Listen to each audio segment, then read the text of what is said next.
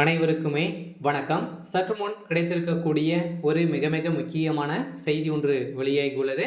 சற்று முன் அதிமுகவின் பொதுக்குழு கூட்டத்தில் அடிதடி மோதல், அதிர்ச்சியில் எடப்பாடி, இது மாதிரி செய்திகள் வெளியே இருக்கு.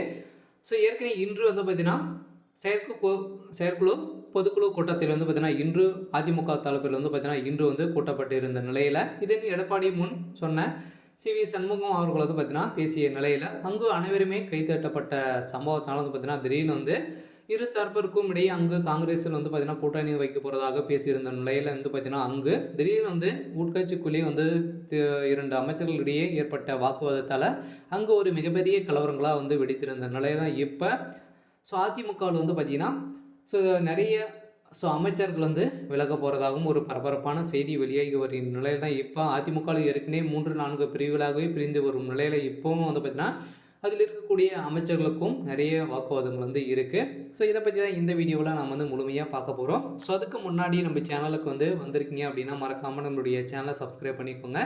ஸோ வாங்க வீடியோக்குள்ளே போகலாம். ஸோ தமிழகத்தில் பிரதான எதிர்கட்சியாக அதிமுக உள்ளது. இந்த கட்சியில் செயற்குழு பொதுக்குழு கூட்டம் இன்று நடைபெற்றது. இதைத் தொடர்ந்து சென்னை வனாகரத்தில் உள்ள ஸ்ரீவாரு வெங்கடேஷ்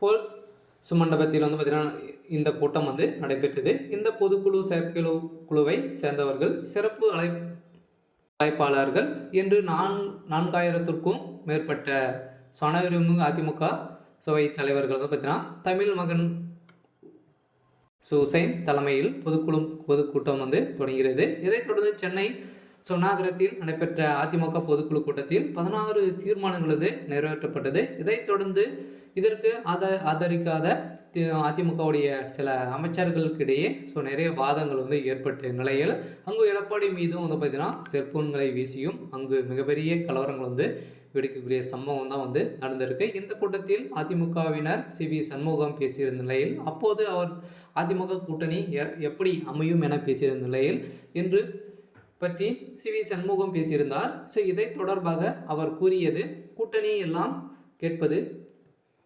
ஆட்சியில் எனக்கு பாதி பங்கு வேண்டும் அப்படின்ற மாதிரி தான். ஸோ அனைவரும் கூட்டணிகளும் கேட்டு ஒரு நிலையில் இந்த கூட்டணி எப்போது வந்தது? தேர்தலுக்கு 10 நாட்களுக்கு முன் தான் கூட்டணி அமைந்து இவர் வருவாரா என எதிர்பார்க்கப்பட்டிருந்த நிலையில் இதையெல்லாம் பேசிய சி.வி. சண்முகம் அவர்களுக்கு அங்கு பேசிய திடீர்னு பார்த்தீங்கன்னா வார்த்தைகளை விட்ட சம்பவத்தினால அதிமுக சேர்ந்த அமைச்சர்கள் எதிர்ப்புகள் தெரிவித்திருந்த நிலையில் அங்கு இரு தரப்பிற்கும் அங்கு மோதல்கள் ஏற்பட்ட சம்பவத்தினால இப்போ செயற்குழு பொதுக்குழு கூட்டத்தில் பார்த்தீங்கன்னா அங்கு நடைபெற்ற மிகப்பெரிய கலவரங்கள் நடைபெற்றிருக்கு. இருந்தாலும் அதிமுக குழுவில் என்ன தீர்மானங்கள் எடுக்க போகிறாங்க அப்படின்றது தான் ஒரு பெரிய கேள்விக்குறியாக இருக்கும். இருந்தாலும் டெபாசிட்டை இழப்பாங்களா திமுக அப்படின்றது தான் ஒரு கேள்விக்குறியாக இருக்குது. இருந்தாலும் என்ன நடக்க போகுது அப்படின்றத வெயிட் பண்ணி பார்க்கலாம். இது மாதிரி செய்திகளை தெரிஞ்சுக்கணும் அப்படின்னா மறக்காமல் நம்மளுடைய சேனலை சப்ஸ்கிரைப் பண்ணிக்கோங்க. தேங்க்யூ.